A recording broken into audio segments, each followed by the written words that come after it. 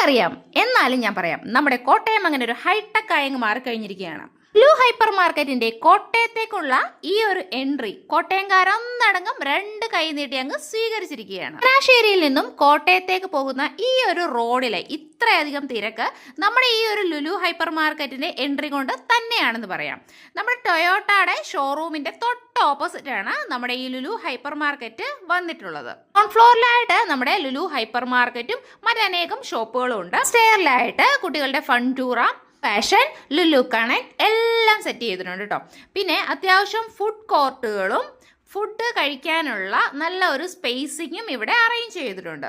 Trivandrum, Ernakulam Lulu hyper മാർക്കറ്റുകളെ വെച്ച് compare ചെയ്യുവാണെങ്കിൽ അതിൻ്റെ ഒരു മിനി വെർഷനായിട്ട് നമ്മുടെ കോട്ടയത്തെ ലുലു ഹൈപ്പർ മാർക്കറ്റും 2014 ഡിസംബർ 14 നമ്മുടെ ലുലു ഹൈപ്പർ മാർക്കറ്റിന്റെ ഇനാഗുറേഷൻ.